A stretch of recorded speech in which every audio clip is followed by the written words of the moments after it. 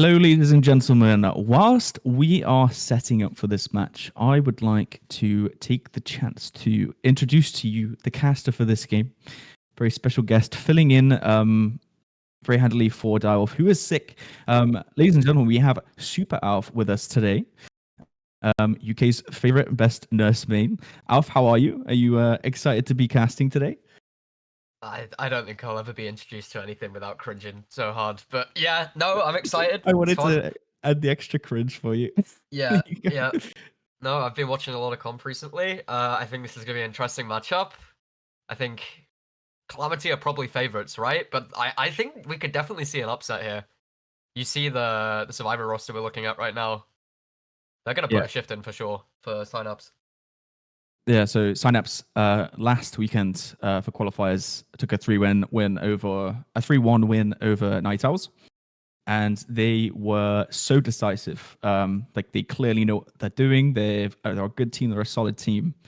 So I think they're going to give Calamity a run for their money.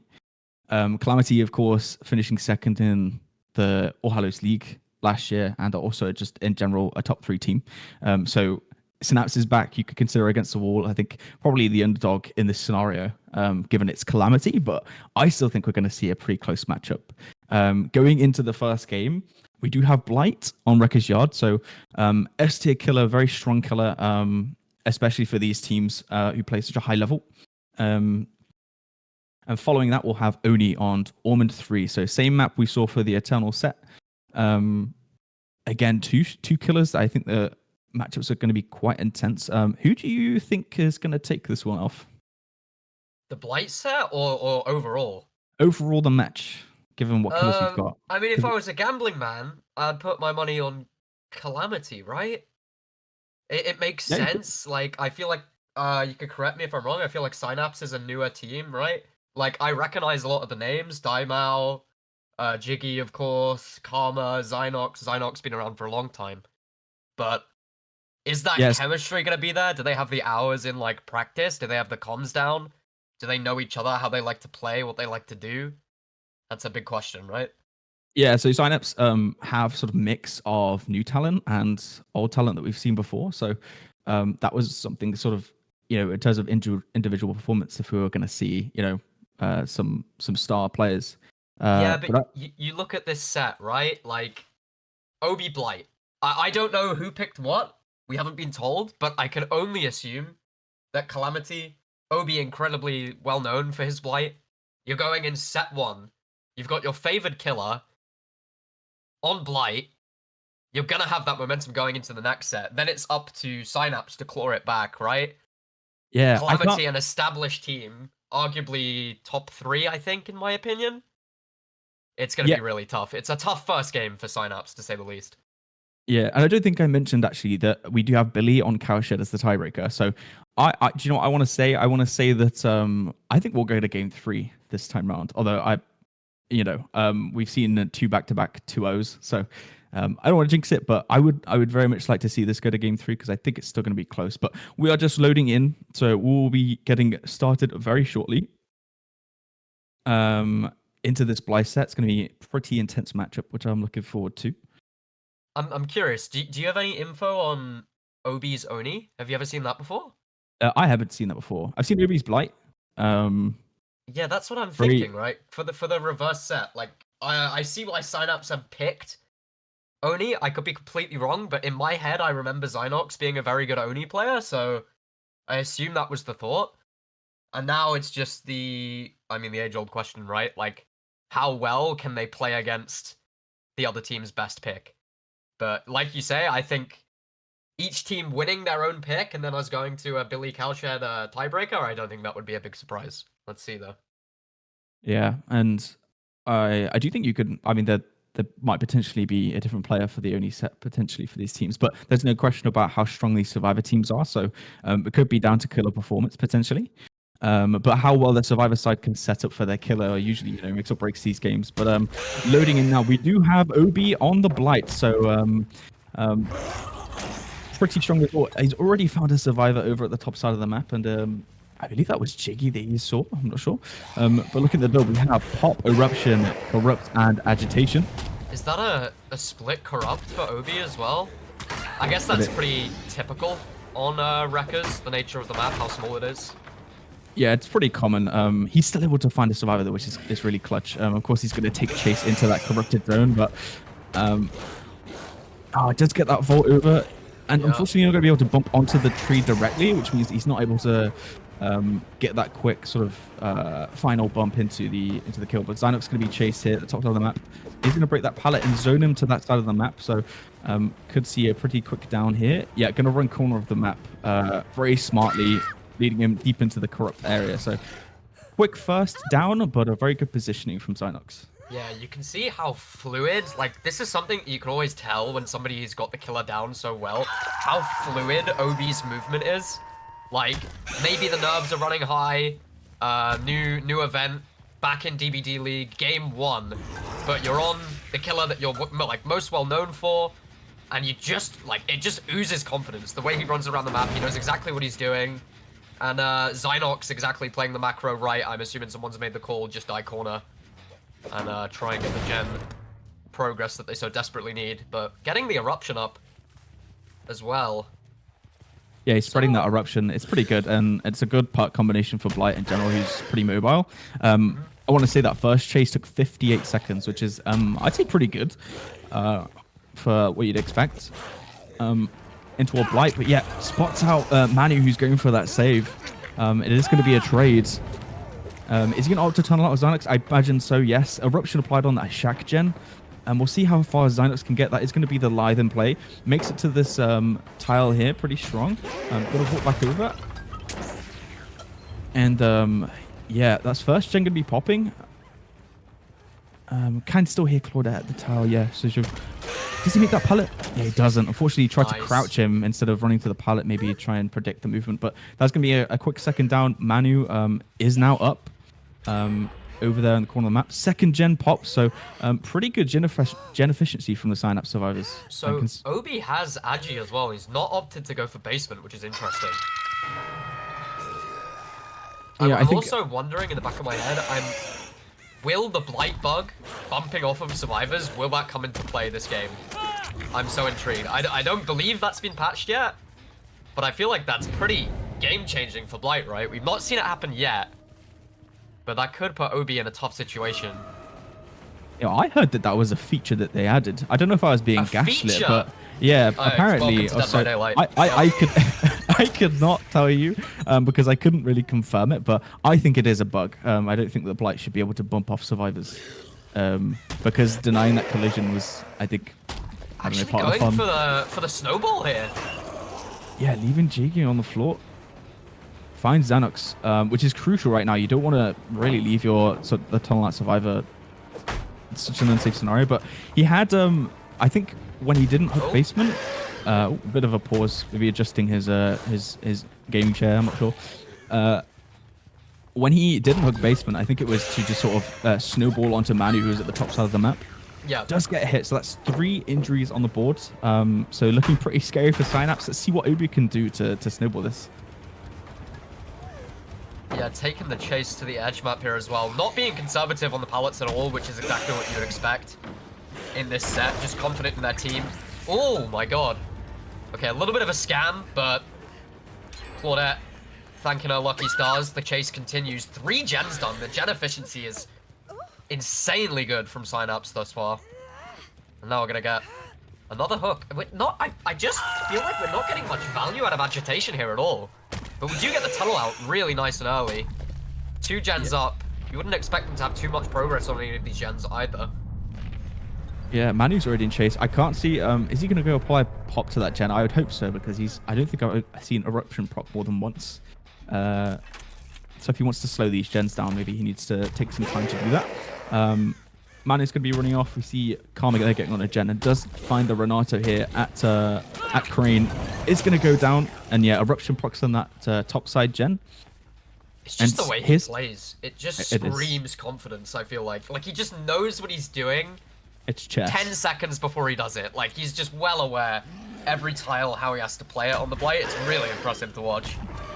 It is, and I imagine he's played this sort of map and killer so many times as well, so you know, as well as having a routine for just what you do in these situations, he's so experienced. So that clearly shows, and it's really testing the Synapse survivors. I think Jiggy's going to take his first hook and, yeah, rushing back over to that crane gen because he knows, oh, never mind, he spots out Karma. That's pretty important, actually, because you have Manu, who's still injured. So he's going to be able to snowball this if he can get a quick down onto Karma. Yeah, and it's just such a tough situation for the survivors. You can see Manu hopped on the gen there. I assume now he's going for save. But it's such a tough situation for them. If Blight goes for the injured person, then yeah, that's Manu going down. But if he chases fast enough, one person saving, one person in chase, one person on the hook, then nothing is getting done. And yeah, Obi knows exactly what he's doing here. He's very confident in his Blight, and he's just taking those chases. Happy to do it. I think in this situation, you try and get that fourth gen done, right? Because you're already in a situation where he's bouncing between hooks and getting trades. Yeah, but how? Where are you finding the time? Exactly. Whether Obi as well, you know, such good, like watching Obi in the past as well, on other killers as well. You can tell that internal clock of like how high the gens are, when they're going to reset, how long it takes to rotate, where they probably are based off of how long they've took to heal, stuff like that. It's very much there. And Obi is going to chase as much as he knows he can. I just don't think this is a killer that's going to allow you to sneak a gen off without him knowing about it, you know?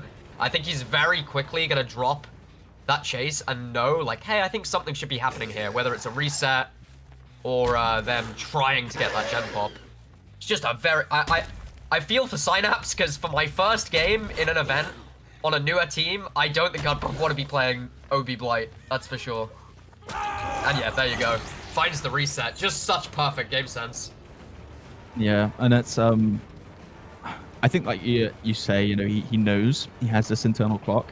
One thing I think is probably crucial is how much progress they could get done before the tunnel out happened, right? Because I think that makes the difference in situations like this where we're facing such experienced players who just know what they're doing. Jiggy's going to go down there. Unfortunately, not able to win the 50 on the pallet. Armor is now up.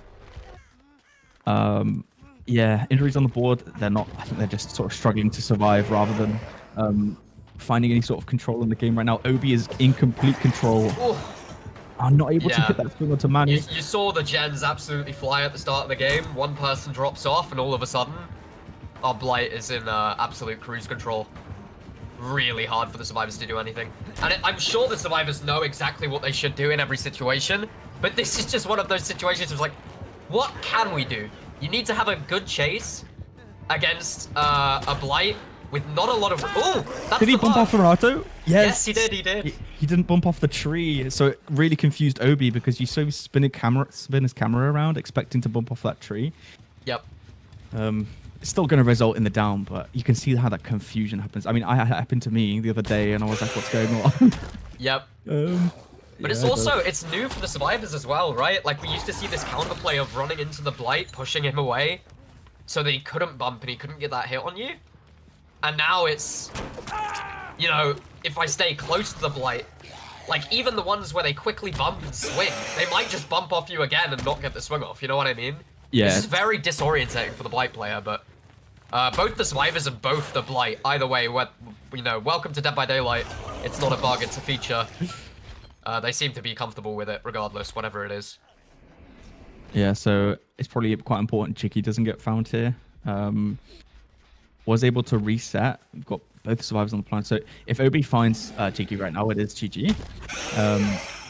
You'll have to catch me up on the rules here. So bleed outs count as hook stages, yes? Yeah, so if you bleed out a survivor, it counts as 3 stages, yeah. If Jiggy... Oh, well, we don't even need to talk about it. I was about to say, if Jiggy gets hatched, does it matter? No, so hatching counts if they do all the gens, pretty much. Yeah, that's what I thought. Yeah, okay. Yeah, so, you can't play for hatch unless it's all gens have been completed. Yeah, and so there is nothing it is GG. to work with for these survivors. They try to get a bleed out, it doesn't matter. Even if they do manage to get hatch, it doesn't really matter. There's no progress on any of these gens. Obi played it exactly how he wanted to play it, even from the hook at the start, right in the corner, held all the 4 gens around it. Didn't even get much value out of agitation at all, I feel, apart from maybe that initial hook. never went for basement and just played his game. And now the ball is very much in Synapse's net. I couldn't even tell you who's gonna play Blight for Synapse. I have no idea. I'm not sure who played. I can't. It escapes me. I can't remember who played killer for Synapse last week. Maybe we can get some confirmation in the background. I think I did see Zynox last week. Zynox, Plague. I think Zynox played the Plague set. Is that right? But 4K2, I mean, is that out of the realm of possibilities in these sets? I think that's pretty expected. 4K1, 4K2, the difference between that. Not sure, but Obi played it perfectly. I think this is a textbook game of Blight, and just 100% knew what he was doing from start to finish. Understands what the survivors are doing at all times, and yeah, I'm really impressed. I think that Synapse have a bit of a wall to climb to match that, especially against the Calamity survivors, you know? Yep, Synapse need to be in a headspace where they're like, okay, we knew this was a tough set. The killer needs to go in with absolutely no pressure on themselves, just try and get the best result they can. Almost as if this set is already done. Obviously play your best, but don't feel that pressure. And Synapse have to go into whatever happens this set. They have to be like, okay, we probably expected that, right? It wasn't our pick. And now we go into what we're confident in, what we've practiced, what we picked. And they have to turn the tides. But it's going to be very tough for a new team in their first match. Yeah, I think a lot of the qualifying teams coming into the main stage are feeling that same pressure because some have matched up against, like, you know, Team China against Eternal. You've got Elysium playing Loyalty, I believe. You know, these matches that are, you know, probably not very, like, you know, you'd expect one team to win over the other, especially in, like, the starting of this. So if any wins they can get count. I mean, I think for Synapse, it's going to be really important that they win on this Blight set if they can manage it. And I think they're going to feel really good going into the rest of the matches if they can manage to do it. Just in the background, it was Daimo on killer for Synapse alongside Zynox. And, yeah, I was thinking, I didn't want to say it, I didn't want to sound stupid, but I was, like, that's the only person when I look at the roster, I'm like, if I was putting money on, I guess I would predict Daimo Blight. I think it's the only name that jumps out at me. Yeah, he got 7 stages versus Night Owls in their final match of last on Blight. week. So, on Blight, yeah. And I think it was it Cowshed? I think it was a Coldwind map. So I mean, slightly different map. Yeah, I guess. it was Cowshed if I remember. Yeah, in qualifiers. Yeah, it was. But yeah, I don't know. What we will do is we will just take a quick second to set up the lobby, and we will return to you with the reverse fixture. Don't go anywhere. See you soon. Hello, everyone. Welcome back. We have Daimo from Team Synapse battling the Calamity survivors on the wreckage yard. We just saw an impressive 4K2 set by Obi, and already we've found a survivor. You'll notice the build is exactly the same, so not much difference in the playstyle you could imagine. And unfortunately not able to connect the bump, instead going to opt to go across the map and find someone else, which is probably a nice... I think what we bumped on there. I think he was a bit confused, but still gets the hit onto Oscar. So I think that's an earlier first hit than last game, right? Yeah, I think so. Not too sure. Even though he's found 2 survivors already, that's still pretty impressive. Yeah, Oscar going to take chase into this corrupts into... Oh, we have a bit of a blight bug. Nice. Does happen. DBD early access. Gonna take the pallet stun. They're gonna reset the model for Blight. But yeah, Oscar's rightly so, like we saw last game, taking chase into this corrupted area away from where the gens are being worked on. So close to getting the flare there as well. And exactly the same chase time as last time, 58 seconds. I'm trying to see this RNG. Do they have a I don't think they have a similar setup, do they? The 4-gen on the other side. What do they have on this side? Oh, okay. No, never mind. Daimo knows. We got Shaq, we got the hill, and I think we have one on the hook, and then one, which I believe is deep 3 in that corner. That is a nice 4-gen around that hook. It is, and that's exactly what he needs to at least secure the tie condition. Again, win condition for Calamity is to complete 4 generators, basically. And whatever Daimo can do to secure that would be good. But the survivors have their clear win condition. Oscar's still on this hook and sees some scratch marks, I think, over the back end of that tile. Yeah, so there is a survivor here lurking for the save. Has sussed them out, sees a little foot there, yeah. Yeah, it's going to be Pedro. This is going to be huge. They can't mess this up. Okay, he does get the trade because he goes around the backside of the hook. That was a bit scary for a second. Hits the hook. First gen pops, and Pedro going to take the hit for Oscar. But it is a blight, so I can't imagine Oscar will get far. Yeah, that'll be our typical unbreakable belly build, you imagine. Oh, down to Oscar! Really clean. That's going to prolong the chase. This is important, right? Because the tunnel out happened relatively quickly for Obi, so anything they could do to delay this is going to be so important for getting these gens done. Yeah, that's exactly what we saw last game, right? 4 survivors alive, the gens are flying. 3 survivors alive, I don't think anything happened at all in terms of gen progress. And that's exactly what Daimal wants. Get it down to 3 as soon as possible. But yeah, we're going to see another gen popping, that's no surprise. And now what we're going to play into is the 4 gen around the hook that Daimal had. And then we're going to have the 1 gen in the corner, which is the gen that Pedro left to get the save. Yeah, it seems like the survivors understand the situation they're in also, and they're looking to sort of try and work through these. But that's Pedro still injured and has been found. I believe, can't remember if it was deliberately he had, for the people onto Oscar. That's going to protect him even further. But you can see that they're trying to protect the tunnel out so that they can stay on these gens and get them down. So I think a relatively clean game plan execution from Calamity so far. Unfortunately, going to get that pallet stun to the face, and he does have a safe pallet here. The positioning from Oscar is pretty good. He's looped these tires really nicely, and it's delaying the hits. Just that's a pallet stun into a missed swing. These things are going to add up when it comes to. Daimal knows the time is ticking now. He needs his down. They're going to be doubling that gen, deep 3 in his 4 gen, and the other gen is going to be worked on by Pedro, I believe, and he knows it's a matter of time. Yeah, I think he needs to either get the down extremely quickly, which we might see. No, the DH does come off. Again. No. Yeah, and now it might be. He might have to leave this, otherwise the gens might just go. Yeah, look, we've got Pedro about to finish one, and Rocket's about 60% of the way through the last one that they need to win. So, I mean, if he does not, he's committed, he's overcommitted. We have to comment on this, right? This is heroics from Oscar and Chase. This is extremely well played. Playing the FOV so nicely, and he runs to edge map. This is going to be GG. Really well played by Oscar, and unfortunate for Daima that he's not able to get that down. I think overcommitted a little too hard. I think in that situation, you try and maybe defend the gens because that is what they need to win. Yeah, Pedro, as soon as he popped his gen, went straight to the deep 3 gen as well. And powered it out to get that win condition. Now you'll see the full reset. And as far as I'm aware, there's still a 3 gen on the cards, right? No, there's not. There's one far in the corner. My mistake. No, they got rid of it pretty nicely.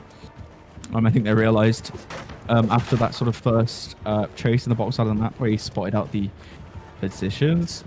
Mark is going to chase Pedro off in the distance, doing a gen, and nice little shoulder flick there from Daimo. We'll just wait for this game to finish out. Of course, the set has been decided, but we do have to play this out. And I'm sure for Daimo, he probably wants as best results possible going into the second set, because their backs are against the wall here with match point. Yeah, you'd assume, exactly from Rocket. Is this what you'd expect? Somebody set up for the save, somebody on the gen across the map. They're playing the 3v1 exactly as they should. All they've got to do is just make sure that these chases last as long as possible so that they can get progress on the gens that they want. And Pedro does have the deli up as well, so this isn't a great chase for Daimel if he does want to get that 4k1. Yeah, but he is going to slug it. We would assume Unbreakable's already been used, right? I'm not so sure. I think the down happened opposite side of the map, so I mean the pickup would have been probably there was two slugs, right? If I'm correct, I think he slugged him twice. Yeah, I'm not too sure. Maybe he used Unbreakable to get back on the gen, potentially. But well, I guess we'll see. Yeah, no, he didn't use it. It was a pickup, because he's just used it now. Oh, wow. Okay. Marco taking a slap in the corner of the map. Obviously, Oscar used all these resources a bit earlier in the game, so I'd expect these chases to probably not to go as long as before, which is probably why I think Daimao is opting to slug, because there's not really too many resources left on the map, and you could probably rely on that to transition into these next stages. I always wonder of the mindsets of the players in a scenario like this. Like, the game is over, but do you really want to push the killer and get the best possible result you can just to maybe unnerve them for the next set? Because as we know, Synapse, it might not be Daimao, but Synapse have to play killer right after this. And if they have well, whatever you would call maybe not a good result on the Blight, that might unnerve them in the set that, you know, they picked. They might play worse, but like knowing how they played in the last set, right? Or are they just going on Survivor side? They're just completely brain off, not sweating so hard, you know? I do wonder how they play these every time. Like, what is the mindset? What's the mentality? What are we trying to do? Yeah, it's a good point, right? Because mentality in teams is also a huge thing. Like, if you have a bad mentality, then you will fumble. Because I think that teamwork is such a really important factor in games like this.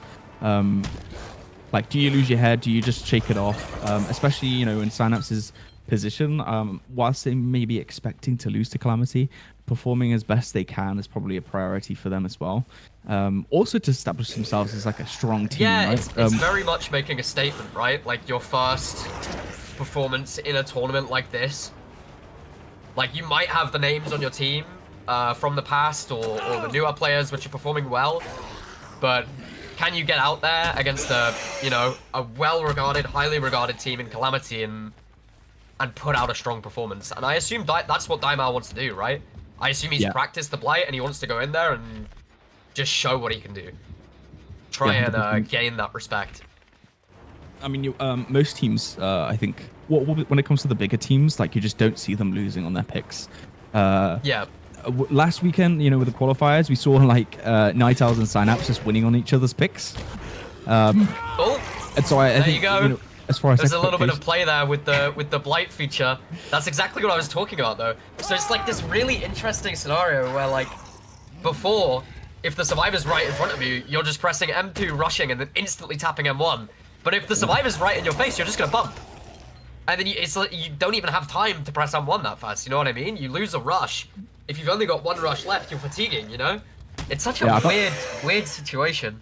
Yeah, I mean, it's a double-edged sword as well, right? Because if you miss your collision, but thankfully there's a survivor there to save you. Yeah, you true. Could kill the hit potentially. Yeah. But, yeah, I think it's circumstantial too. Maybe the players don't mean to have that interaction. Nice little locker juke. Is it going to happen? No, it isn't.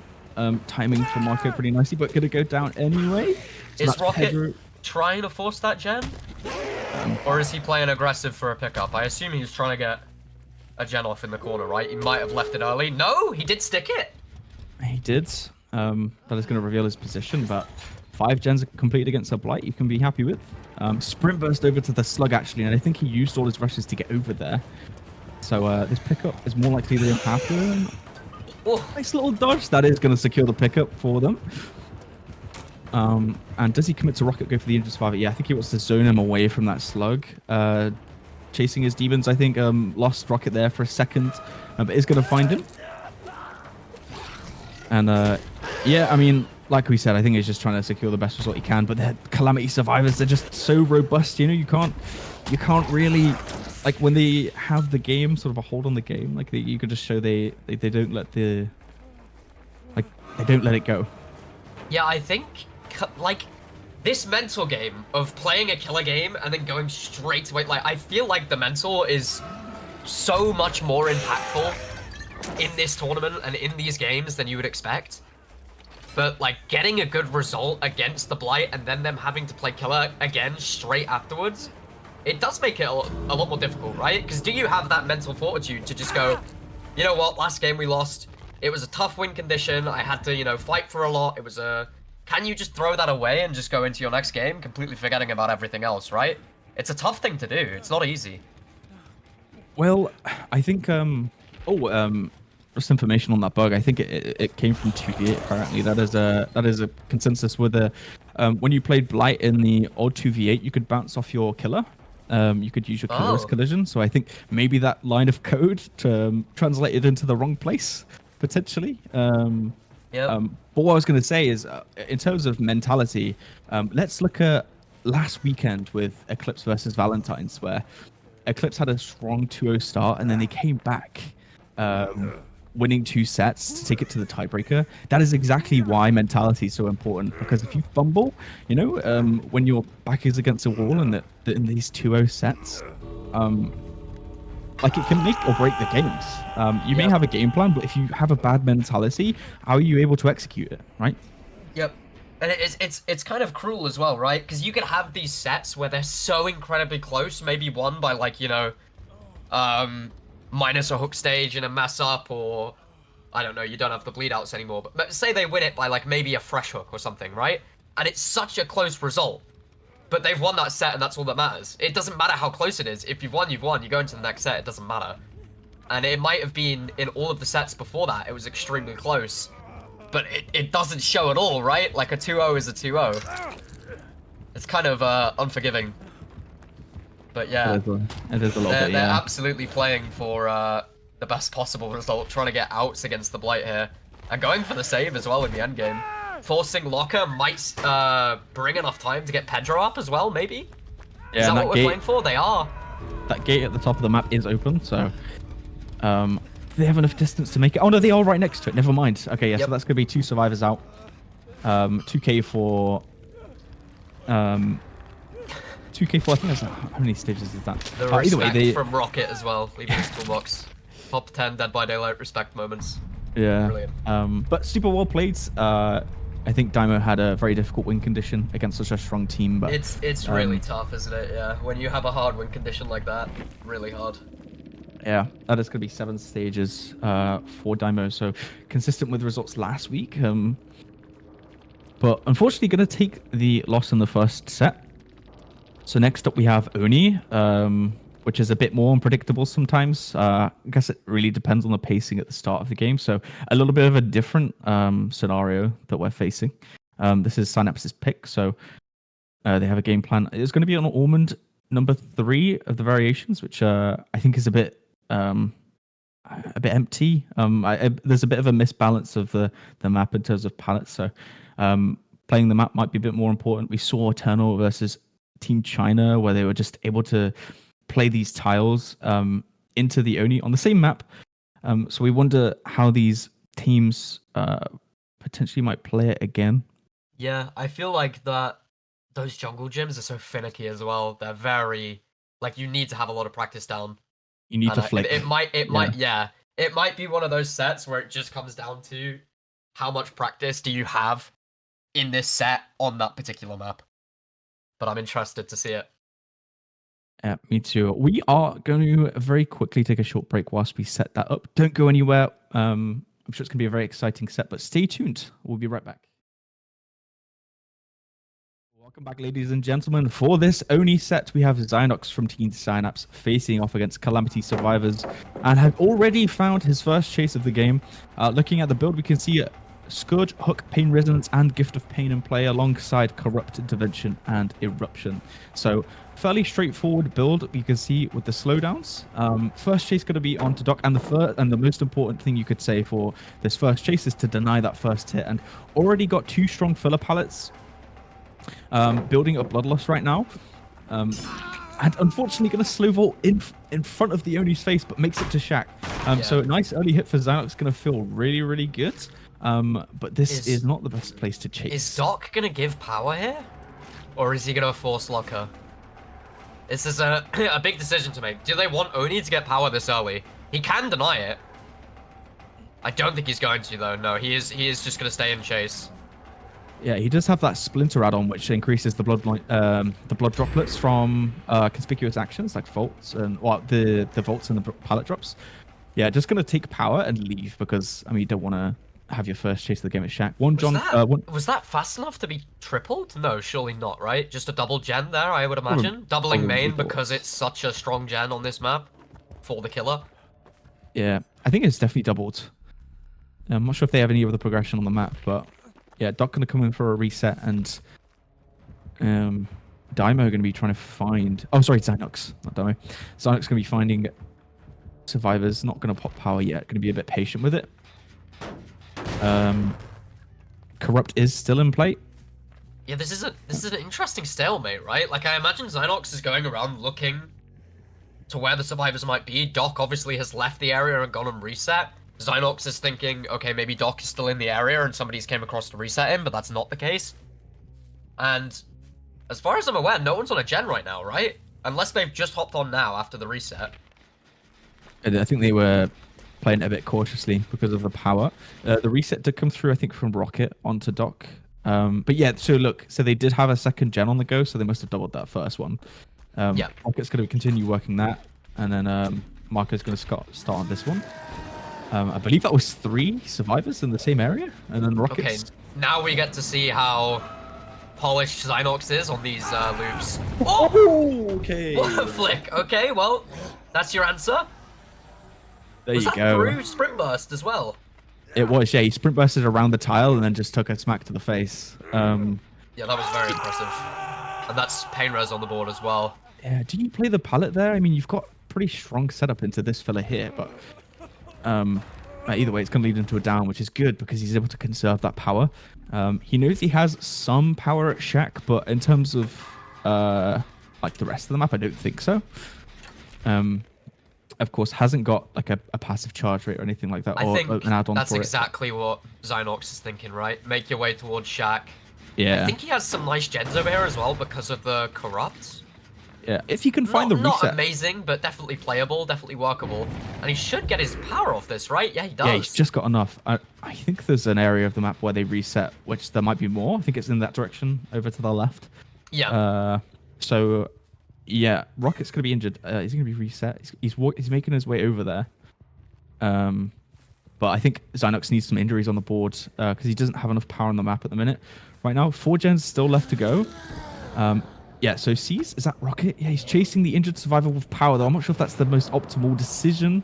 Ideally, yeah, okay, so he doesn't commit, and he finds Oscar. That's perfect right now. Yeah, probably the comm from Rocket saying, I'm getting chased, you know, no need to worry. Oscar's just zoned out on the gen and gets caught completely off guard. Yeah, super well played. Because he pops power as soon as he sees Rocket, right? So unlucky on the RNG, though. No pain res. Yeah, unfortunately not.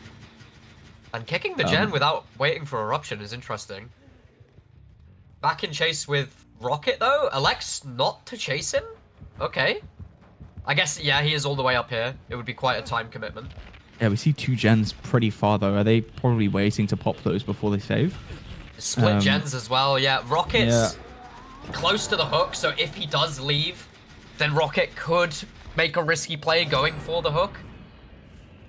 And Zynox does leave, so Rocket is... Okay, he's probably had the comm now, he's on me. Zynox knows that, though. Yeah, going back, but Rocket played extremely aggressive, actually. Dropped down, probably used that sprint burst, got across really quick and got the save. And now, because Zynox let them get that save, 3 gens have been done. And there's not much to show right now. It's a very tough situation Zynox is in. Yeah, he uses his power on the injured Renato. So, in terms of trying to get a bit of momentum, he's gonna struggle. Their gens were popped, so he's got 3 gens done already. Oscar's gonna take 2nd stage of the game. So he's got his hook state spread across Rocket and Oscar. Ideally wants to find Doc and Marco for the pain res. Was that pain res stack used? I didn't quite see. Oh, I didn't see that either. It was. Okay, so that's ideal. Got some regression spread on the map. What gens are we looking at here? We've got... Is there one by Shag? Oh, I think they're on like all 4 corners. Yeah. That's not great. Not great, no.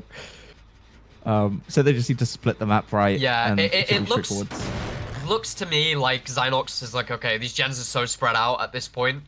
If there was any hope of a 4K going into this game, I think it's well and truly dead. Unless he manages to catch Oscar in a bad position. They do have the save. And he is going to commit to a chase with Rocket, I believe. Or is he just going to get power and try and get Oscar out? It's a risky game because there is quite high progress here. No, he's happy to chase Rocket. And I believe that's basement, so if he can get a basement... Is he leaving? Oh, no, he leaves. He's leaving? Leaves. Yeah. he can't commit to that. He needs to make sure he wants to try and find one of these pain reses, right? That would be ideal in this scenario because he's already realized how far away the gens I feel like are it's from each too other. late. I think they've got 3 different gens with high progress. Even if with a pain res in that scenario, I don't think it's going to help him too much. I think it's getting to the point now where Zynox needs to go into his head, like, okay, maybe this didn't go perfectly, maybe this didn't really go to plan, but now I need to be in the mindset of I am scavenging as much as I can, right? I need to find somebody in the end game that's worth 3 stages, because I think these gens are going to pop very soon. We've got the one here, and on the complete opposite side of the map by the, I don't even know what you call it, snowplow, something like that? Yep. There you go. Who knows? Do you know what? I think you're probably right in the sense he should really act on confirmed information of the survivors because they're just going to stealth them, right? As soon as Rocket as it stands, it's 3 stages, right? Yeah, is he gonna get the extra 3 in endgame? He lost power, and Rocket was hooked once, so this is an extra 2. But yeah, Rocket's just gonna force Walker, and everybody gets out. Yeah, so pretty textbook stuff as far as Oni sets go. We do expect, with the communications, especially on like an open map, right, where you can see him coming from far away. It's pretty difficult for the Oni to get any momentum. Yeah. But yeah, really well played by the Calamity survivors.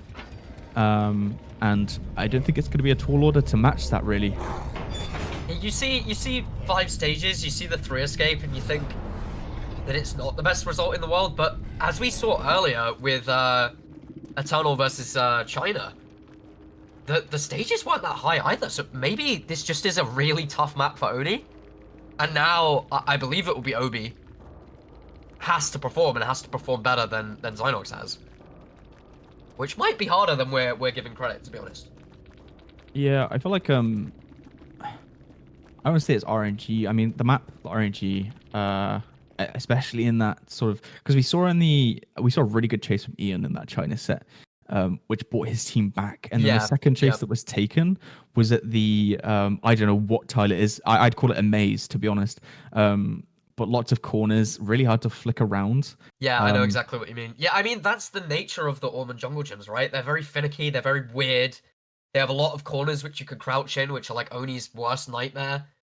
And I think one thing has to be said, which definitely probably did turn the tides of the game. That main gen getting doubled and getting the main gen out the way so early, I think was massive. And I think Obi probably goes into this game being much more aware that he doesn't want to let that happen for free. Yeah, the main gen was what Zaka really tried hard to defend in the Eternal game, and that paid off. At least for stalling the game out and getting the stages on the board. I do think in general, it's quite hard for Oni because if for example, I feel like in that last game, they were only really showing Oscar and Rocket to the Oni, who are already injured. I mean, you weren't able to catch the other survivors. They were stealthing really well. So you've got the sort of survivor positioning. You do have some like unfavorable tiles on this map. But when like that, the survivor positioning comes into play, it makes it just hard for you to do anything. And a team like Calamity are not going to let you get any sort of momentum, right? So I think the early game for Obi is going to be important. If he wants to try and prevent, because these survivors are good, so you can't count them out. If they're able to play the map correctly, they can still deny a lot of stages. But yeah, we're just going to be setting up the match. I don't know. What do you think? I think that the low set, sort of the low stage Oni sets, whilst we are like pretty used to seeing them, this could be make or break for the set. I think the survivor performance. So I think they might be feeling a bit of pressure. There's 2 ways it goes, right? Like, this is either going to be mistake made in the early game, and this is a complete steamroll from Obi, or this is extremely, extremely tight. Like, I can't see it being any other way. It's either chaos or they play it really slow. I mean, it depends really on the pacing of it. Especially it'll be interesting how the survivors approach this as well. Yeah, for sure. But they definitely need a scenario where they just hold out that first hit for as long as possible. But how Zynox played it, just building the bloodlust on the filler pallets. The filler pallets I feel on Ormond are just nowhere near as safe as other maps as well. Yeah, they are. They're not very big, are they? No. there's only a few of them where you probably preferably break them. Mm-hmm. But again, Bloodlust with Oni is probably like you want to build it up anyway because you need that first hit. And if you Yep. catch someone on a filler pallet, Bloodlusting's probably the right decision because if you let them make it to a different tile, a stronger place, like for example main building or shack, even depending on where the chase is, like it just makes your game so much harder from the outset. So yeah, like I said, survivor positioning where that first chase happens is going to be crucial. We saw I can't remember who it was run up towards shack after in the conceding first that chase. first. Yeah, Doc. That was Doc. Yeah. That was Doc. I mean, he managed to get the first injury in the first place, but imagine a healthy survivor running over there. Like, it's just a horror story. Yeah. In terms of it pacing for the game. So I think it's very, very situational, I suppose. Yeah, I think if you're the survivor roster here, you are absolutely saying like, this is hard, this is difficult. We saw the other games, so it's definitely possible, right? But we need to deny this first hit for as long as possible. I think that's the not most give this important first thing. hit. Right, going back to basics. In terms of Oni sets, they want a chance at sort of denying those stages.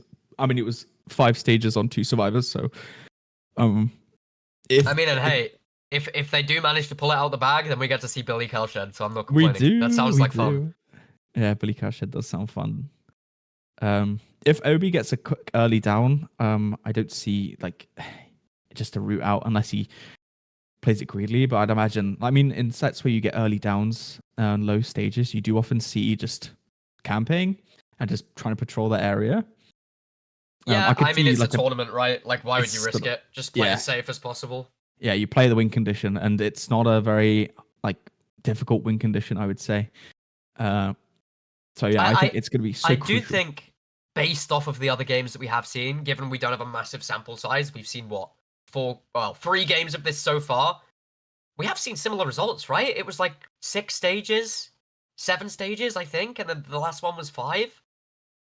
So by all means, it's not a terrible result. Off of what we're going off of what we've seen anyway. Yeah, this might just be a very difficult map for Oni. Yeah, in situations like this, I mean, if you just turn out 2 survivors, it's the win, right? But the win condition for the unique survivors also comes into play. Like 5 hooks on 3 separate survivors would be a win. So there's that, and I think that is like pretty. Like I think the fact that that's added in there also makes it a bit more competitive. But yeah, moving into the game, we see Obi. One thing that I was surprised not to see is the brutal strength. I was very surprised Zynox didn't bring, like, normally it's a mainstay on Oni, right? Like either brutal or BAM to help you get that first hit in the early game. Yeah, and he's setting up main building very smartly with that brutal because he saves enough time doing it. But yeah, I agree with you. Like those chase perks are essential for the sort of Oni's momentum in the early game. He has found someone. I mean, who that was? It was Manu with the balance landing, going to run upstairs to, I believe, there's pallet, going to drop that. Yeah. Look at this. Look at this. This is unsafe. Yeah, because of the setup he did at the start, this is going to pay off. Is Manu going to be able to deny that first hit? Oh, so close, just giving him a haircut instead. Oh, that's really fortunate for Manu not to get hit there. See some scratch marks. Spent the time as well to set up those breakable walls, but Manu played it expertly just to get away with it. Now we have another chase in main building. Not. Oh. Okay. I think this might be a hit. Oh, there's a pallet here. There is a pallet, but this is way more unsafe. Oh my god. That is risky to do, Jiggy. What are you... I don't know. That playing that pallet there and not getting hit. He's been given the good side of the... And there we go. Fake towards the window, but Obi didn't bite at all. Obi's seen it before. And now it's just a ticking time bomb, I guess, to Oni's power. And then we'll have to see how Obi can play it, how much experience he does have on these weird Orban tiles. Yeah, I mean, faking against an Oni, I don't know about that, especially when you really have this I think small window. Didn't expect the Oni to switch to him and then just ran to a tile, didn't expect Like, I don't think it was entirely calculated, you know? I think he ended up in a bad area, and he just had to do the most with what he had. Exactly, yeah. And unfortunately, he didn't have a whole lot of resources. But Absolutely. now it's interesting as well. Have they all got off the gens? Are they playing this slow? No, he does find Tori. If he finds these survivors having a party at this pallet, which I think he might do. Oh yeah, he's my found God. 2 survivors. Is that 2 downs? It is! 1 swing and 2 downs for team. Oh, for Obi. That's really bad. That is not what you need How in did a he find situation that? like this. Did somebody run? I have no idea. Did he see Renato's blue little cat poking out? I have no idea. Oh no. You That is needed the control key stapled down behind that rock. Did he see? I have no idea how he saw that, but... Oh, what a tough situation. And now, how many more stages can they let run? That's like halfway to the win condition already. He's got the 2 unique hooks. Only 2 gens of pop. Karma's working on a 3rd one. The early save, though. Yeah. Does he have enough blood to get power again? Can he just pop it on Manu? I don't think so, because the downs came through really quickly, right? He wouldn't have had enough time to generate the blood orbs, but... True. Yeah, it's gonna... Oh, yeah, he's bloodless in this pallet. It's gonna be a hit, I think. Yeah, it is. And now he has power, again. so... Yep. When you're sign up survivors right now, you're probably pretty terrified, I would say. Yeah, I feel like the Brutal Strength was just such a good pick. I mean, I'm sure Team Synapse has practiced this and know more than me, but at least in this game, I feel like Brutal Strength is doing very, very well for Obi. Yeah.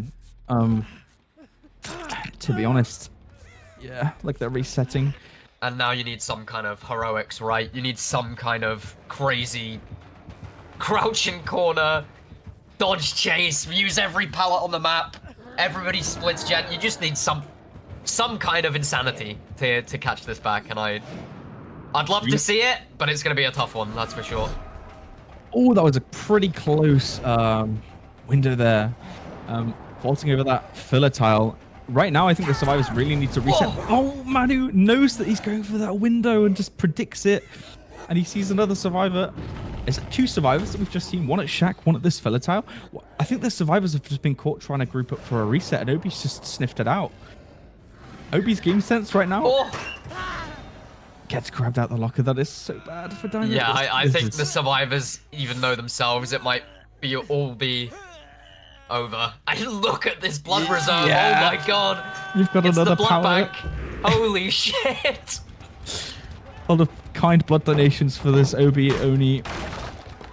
1 person slug, 1 person on hook. This is and even how he did over. play that one tile, you can tell the experience he has, knowing exactly how to path around it to work the distance to get the hit with the flick.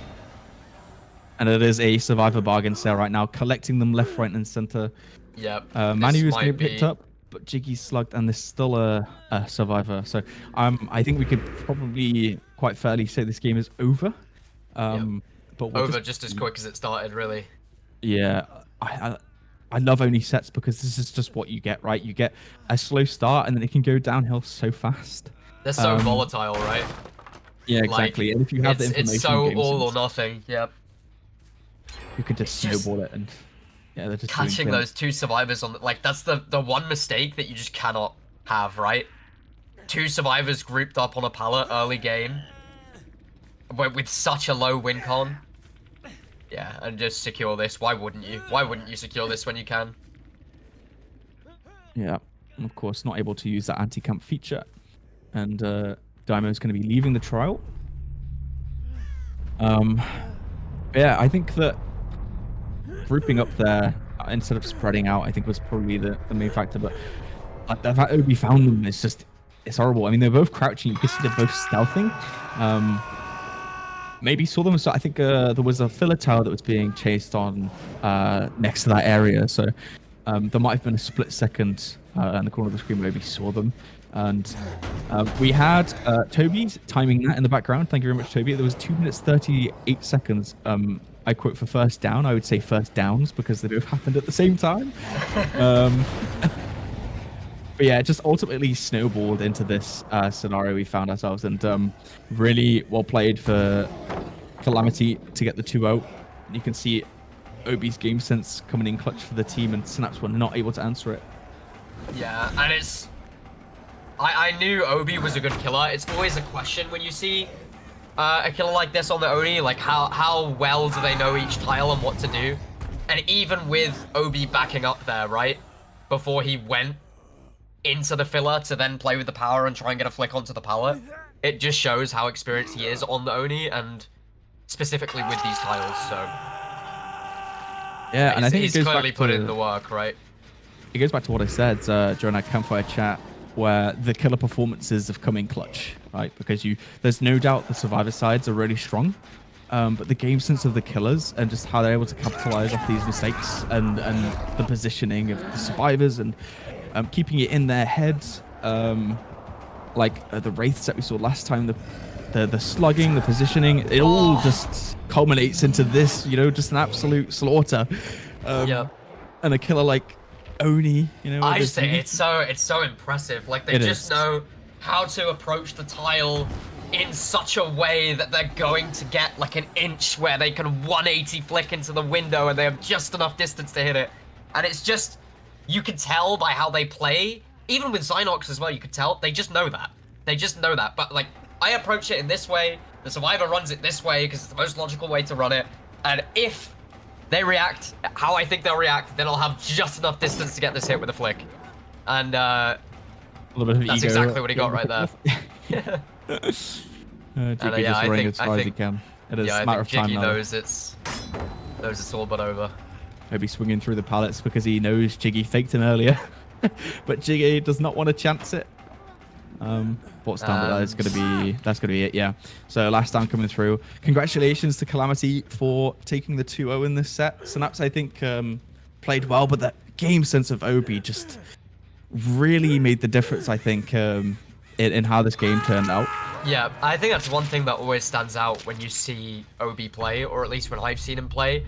I haven't seen too much, but whenever I do see Obi play, I'm like, holy shit, he's just like knows where everyone is at all times, and like his gameplay very much screams that.